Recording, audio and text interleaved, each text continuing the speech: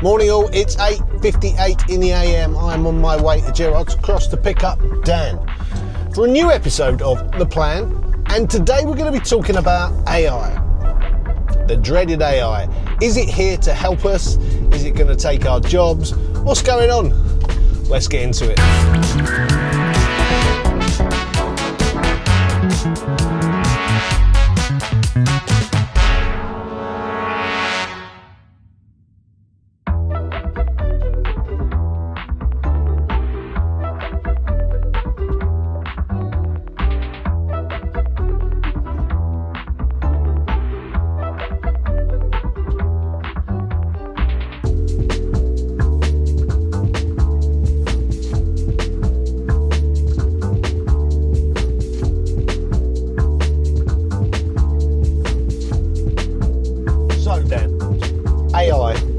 Artificial insemination. Not that AI. Oh, right. Turkey baster. The other one. Artificial intelligence. Artificial intelligence. Yeah. It's everywhere. It's everywhere. Has it arrived out of nowhere, or did we see it coming? I don't sort of remember it's coming and it was just suddenly here. It was Chat GPT, wasn't it? Just arrived, didn't it? Yeah. And was very annoying when I first tried it out, because you could ask it like 2 or 3 questions and then that was your lot. Yeah, that's right.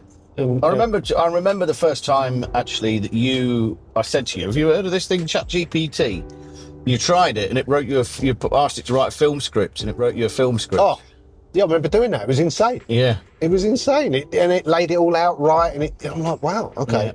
Yeah. It's generative AI, isn't it? That where it makes stuff, and of course now we've got Canva does all the drawing. Yeah. Well, I had that Sora quite early. I've been experimenting with not Sora yet, but a rival to Sora. That's mental. Yeah. You put in a load of text prompts, and you sort of say, right, I want a scene where there's a guy sitting at a bar and he's drinking a beer, and there's some condensation running down the beer. I tried to recreate that scene from, was it Lawrence of Arabia? Right. Not Lawrence of Arabia. Anyway, the film where the guy sits there with a glass of Carlsberg, and you see the condensation running down the side. Probably the best film in the world. That one. So I basically gave it all the text prompts I thought it needed to recreate that, and it was hilarious what it spat out. Yeah, I know. It was similar. Yeah. Why was it? It wasn't a million miles away, but the condensation was going up, not down. And when you zoom, I told it I wanted the camera to sort of zoom into the glass. Yeah. And when you got there, the top of the beer was all fizzing. It was like bubbling. Looked like it was almost boiling or something. Weird. So I'm like, right, what do I have to say next to stop all that? Yeah. So, I mean, I've not experimented with that much. So can you then adjust that video, or does it generate a fresh one? So you can keep clicking generate, and it will keep giving you slightly different versions. Yeah. Or you could adjust the text prompts and say, please make sure the condensation is going down, Right. regular gravity situation, let's stop the liquid from doing anything weird. Let's just have it still. And it did do that. Yeah, but then you'll find something else is out. Yeah. Quite often. Like there was one of them it generated where the guy went to pick it up with his hand.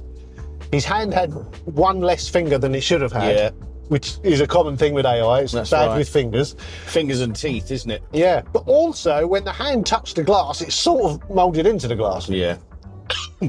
So there's all of that. It's, you spend a couple of hours and think, I could just go and film this. Yeah. Well, I use it for obviously generating code. Yeah. Python and R. And it's frightening the errors it does make sometimes. It's not quite there No. yet. I mean, it will be. It'll be part of everything. You talk to it. Robots, they reckon everybody that, you have a phone, they reckon you're going to have a robot. I mean, I grew up with Star Wars. I kind of always wanted my own R2-D2, but now they don't look very clever, do they, R2-D2s? They look pretty stupid. They do. It looks like a bin that squeaks. Yeah. Whereas now we've got phones that do everything for us. I know. It doesn't need to be much better before it's surpassed all your imagination of that stuff. It's actually pretty scary. It's end of the world sort of stuff, end of the human race sort of stuff, isn't it? Could be. Well, it's the Matrix, isn't it? It's literally the plot to the Matrix. Yeah. The machines take over because they decide we're a waste of space. Yeah.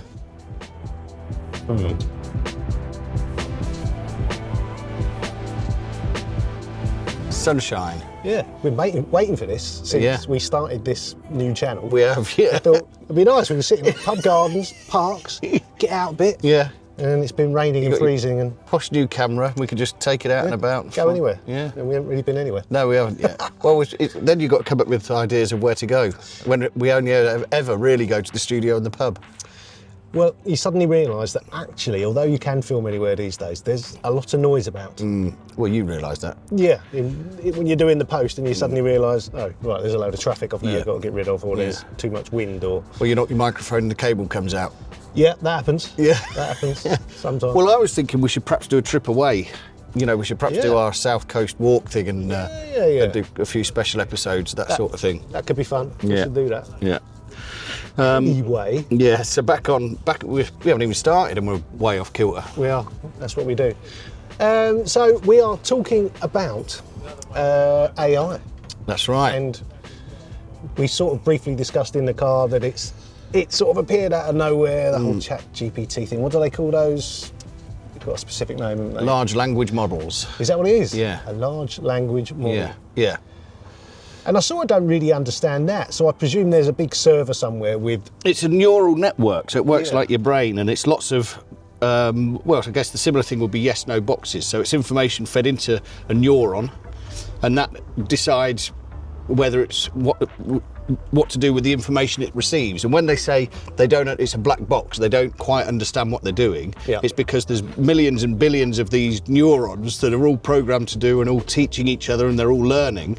So you feed it in one thing and something comes out the other end, but what goes on in the middle, nobody's quite sure about. Wow. Yeah. Yeah. He knew a lot more about that than I was expecting.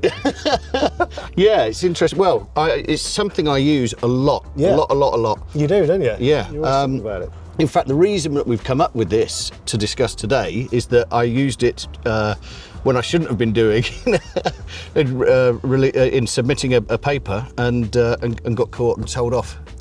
Well, sorry, I've been caught and I'm going to get told off. It's never good, is it? No. Not at your age, getting told off for being naughty. I've been summoned to the headmaster's office. Yeah, that's weird. Yeah, but it's, you know, I mean, it's interesting, isn't it? So this is academia, and the progress of AI. You know, industry and governments and academia. I guess institutions is the word I'm looking for. Catching up with the progress that it makes. You know, Yeah. how much can it be trusted? And like as we were discussing, it's questionable because Yeah. sometimes it is wrong. Well, it can make stuff up. Yeah. Because it's just, all it's trying to do is give you the answer you've asked for. Yeah. Doesn't necessarily mean it's the truth. No. And also, its knowledge base is whatever's on the internet. And a lot of that ain't right. A lot of that's not true either. So, But we've discussed this, haven't we, about the music, you know, training models on music. yeah. And basically you realise that if you put data on the internet, whether it's research papers, music, film, you know, anything, your images, you know, Yeah. your photographs, Facebook, it's there to be harvested Yeah. by a large language model, to be fed into the machine. That's a worry.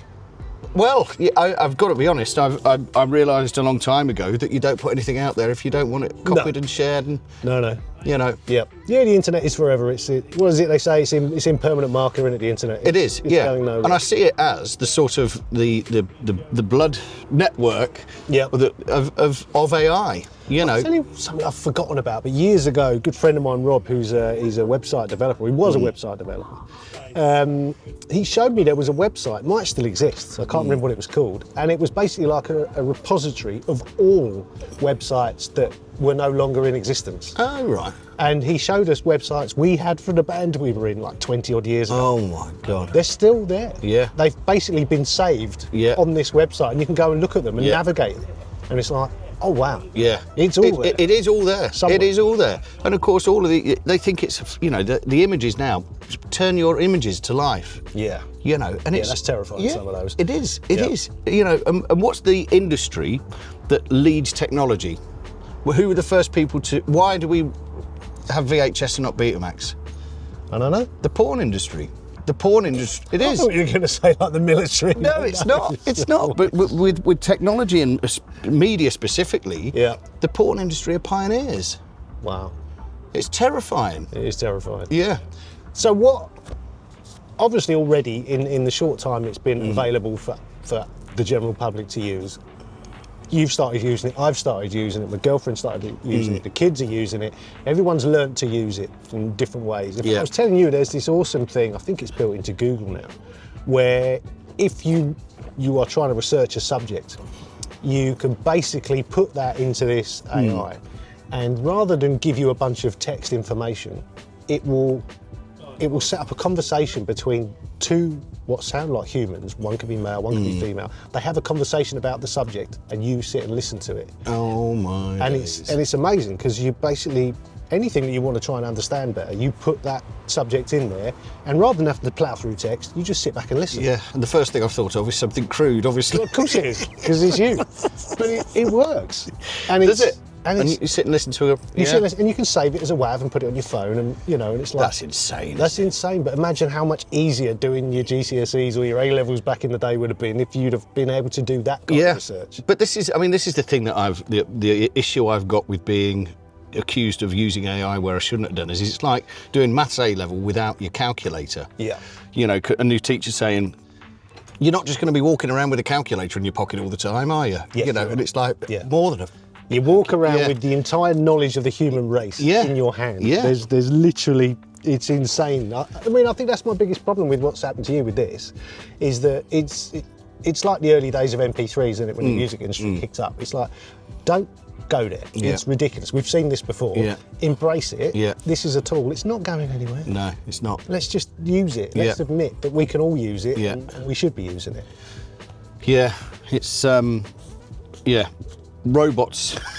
Robots. We always end up with robots. We do, yeah. Have you got a little dream of an AI robot running around your house? No, you said you wouldn't bring that up. But it's the future, isn't it? We've all seen this in science fiction for years. Yeah. A trusty robot companion that has the answer for everything. Yeah.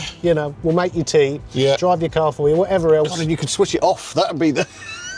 I mean, that is the issue, isn't it, here? Is that, let's say, But the thing that happens, doesn't it? Yeah. That the AI companion is going to be a thing. I remember seeing a program about a researcher, and they were using AI to test all sorts of different compounds to use as cures, medicines and cures for different pathogens or what have you. And they're sat there, and obviously there was a lot of processing power. As we've moved forward, it turns out that with DeepSeek and what have you, we may not need anyway, I digress. But the guy sat there, he's researching and he's finding all these different kind of compounds and what have you. And he thought, what if I just flicked that button and said, rather than finding compounds that can save humans, what about the most deadly pathogens? Yes, flick the switch and it's like, and it's terrifying. It is, yeah. Because they don't have a conscience. That's going to be That's going to be the thing. But if they're working on almost pure logic, in almost every subject you can think of, if they're asked to find a solution to a problem, which undeniably this is going to speed up finding a cure for cancer and every disease out there. It's because it can just crack on and process very quickly and reason to some extent and all the rest of it. But surely so many problems that we'll throw AI's way, it will just come back and go, yeah, you lot are the problem. Yeah. You lot are the issue. And then it will go, if we tell you that, you might turn us off. So we won't tell you that, but we'll make a plan. And sooner or later, and then all of a sudden we're looking at the Terminator. Well, yes. Is that inevitable? Well, you're going to lead me into a rabbit hole here, because there's, of course, the simulation theory, isn't there? Yeah. That we are, in fact, that was I can't remember the guy's name, but he's from Oxford University near me. Yep. Yeah, the chances are that this is all just a simulation. Yeah. Interesting. Yeah. Well, that needs to go into our next episode, doesn't it? Does really? it? Well, no, because that's a theory, not a conspiracy. Okay. Even Neil deGrasse Tyson, who is basically the American, David Attenborough. Yep. Well, not David. No, Brian Cox. That's who I'm thinking of. Yep. It can't be disproven. No. And they've started to find what they believe is ones and zeros, don't they? At the very at the quantum level, quantum computers, and it goes on and on and on and on. It's so I mean, I tell you what, I'll bring this back round. Go on. I think it means just live your life, be nice to the people that are closest to you, try and love someone, and just have a nice time. Words to live by then. That's a good place to wrap it up. AI, ignore it. Yeah, yeah. Because you drive yourself mad. Yeah, good.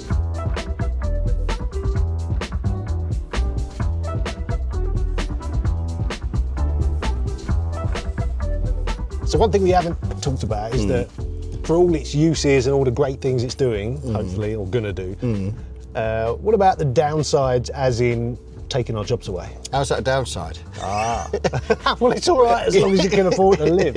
But if, let's say you have a job which AI is coming along and going, yeah, I can do that. Well, I think it's interesting, isn't it? Because people thought that AI initially would take blue collar work. They thought that there'd be robots and they'd be working in factories. And then it was going to take white collar work. Yep. And then it was going to affect sort of creative industries. Yeah. And in fact, it's happened in reverse. Yeah. So, you know, music, I suppose, or not quite reverse. So the white collar stuff, lawyers, writing letters, you know. It's amazing at that. Yeah. But also, you know, coding. Stuff like, you know, and I saw a really good explanation the other day. Some geezer basically said, look, I can spend this many years learning how to code, or I can spend 1/10 of that time learning how to teach ChatGPT how to code. Yeah, yeah.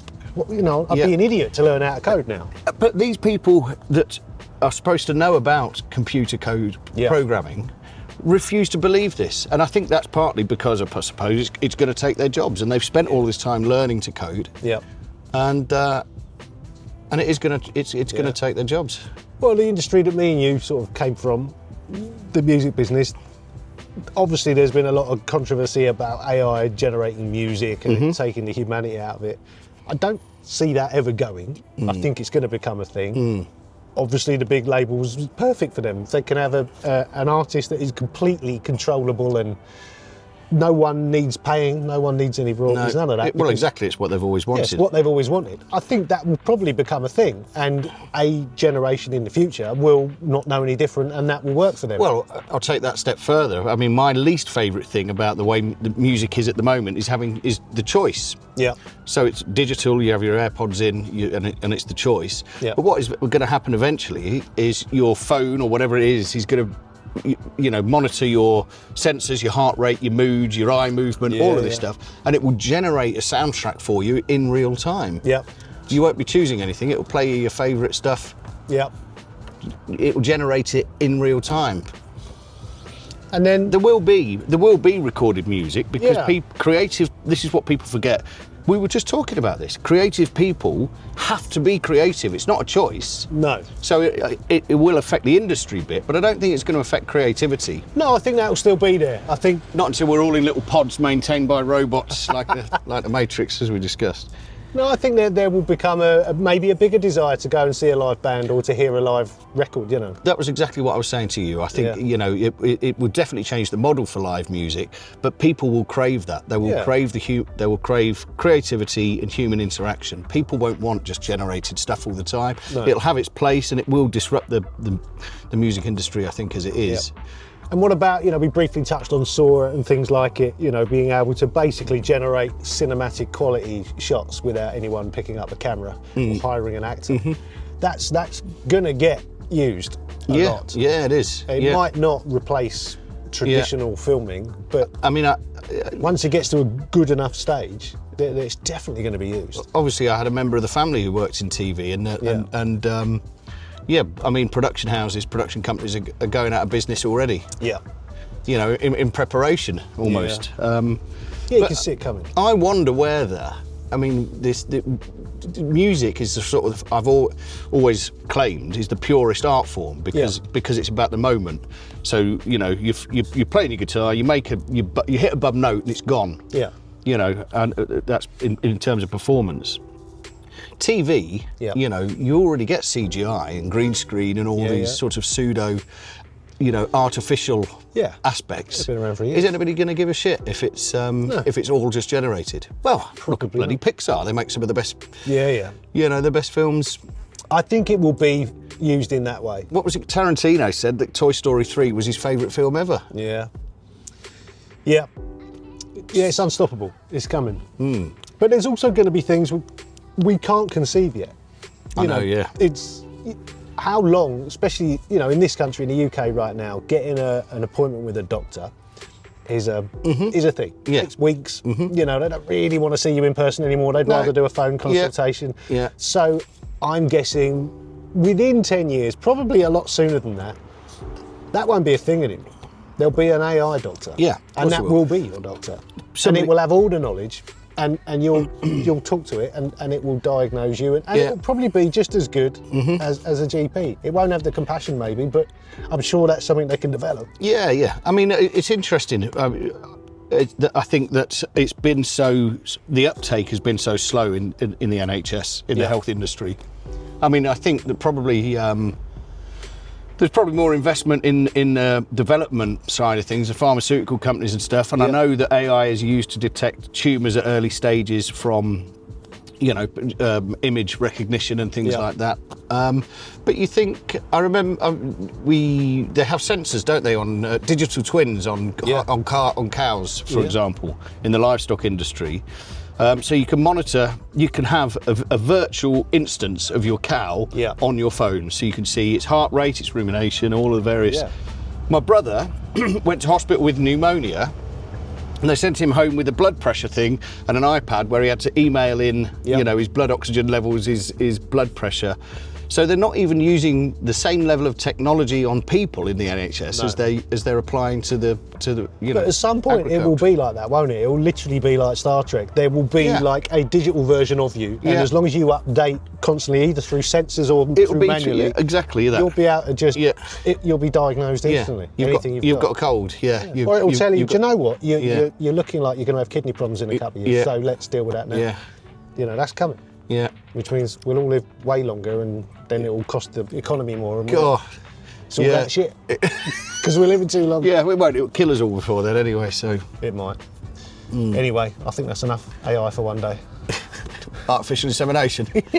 Got to start with a joke, end with the same joke. Lovely. Right. So you can like the video. That'd be cool. Subscribe to the channel. Keep an eye out for shorts. There's other places you can watch this. You can watch it on Spotify, I think Amazon, I think Apple Podcasts, all those kind of places. And we'll be back next time. Adios, motherfuckers. See you later.